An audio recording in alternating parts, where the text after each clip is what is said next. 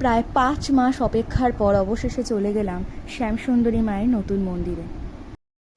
সকাল সকাল শীতলা মাকে প্রণাম করে আমরা বেরিয়ে পড়লাম শ্যামসুন্দরী মায়ের দর্শনে। এর আগে 1 জানুয়ারির দিন আমরা গিয়েছিলাম মায়ের মন্দিরে পুজো দিতে, কিন্তু সেই দিন মায়ের মন্দিরে পুজো দিতে না পেরে বাড়ি ফিরে আসায় মনটা ভীষণ খারাপ হয়ে গিয়েছিল।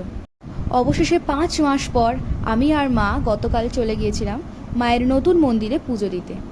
এতদিন পর মায়ের মন্দিরে যেতে পারায় আমার ভীষণ ভালো লাগছিল। খুবই এক্সাইটেড ছিলাম আমি যে কখন মায়ের মন্দিরে যাব এবং মায়ের সেই মিষ্টি হাসি মাখা মুখটা দেখে প্রাণ জুড়িয়ে যাবে। আর দেখতে দেখতে অবশেষে চলে এলাম মায়ের এই নতুন মন্দিরে। মন্দিরে ঢুকেই একদিকে রয়েছেন নৃসিংহদেব এবং অপরদিকে রয়েছেন বাবা ভোলানাথ। আর মন্দিরের ভিতরে ঢুকেই যেন মন প্রাণ সব জুড়িয়ে গেল। এই হাসি মাখা মুখটা দেখার জন্যই তো এত দূর থেকে আসা। অবশেষে মায়ের দর্শন পেলাম।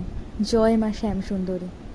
এরপর নৃসিংহদেবকে প্রণাম করে বাবার কাছে পুজো দিয়ে বাবাকে প্রণাম করে চলে গেলাম মায়ের কাছে পুজো দেওয়ার জন্য লাইন দিতে।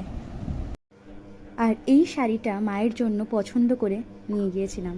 জানি না মায়ের পছন্দ হবে কিনা, তবে আমার ভীষণ পছন্দ হয়েছে, তাই আমি এটা মায়ের জন্য কিনে নিয়ে গেছি। এরপর বেশ অনেকটা সময় ধরে মুগ্ধ হয়ে মায়ের দিকে তাকিয়েই ছিলাম। মায়ের আরতি দেখলাম। মায়ের আরতি দেখার পর এরপর চলে গেলাম ভোগের লাইনে। এই বাচ্চাটা তো লাইনে দাঁড়িয়ে দাঁড়িয়ে ঘুমিয়েই পড়েছিল। এতদিন পর মায়ের মন্দিরে সেই পুরনো ভোগ প্রসাদ পেয়ে আমি তো ভীষণ খুশি। ভোগ খাওয়া শেষ করে মায়ের মন্দির থেকে বেরিয়ে আমি আর মা দুজনে এই প্রচণ্ড গরমে খেয়ে নিলাম 2 মাচা আর 2 ম্যাঙ্গো।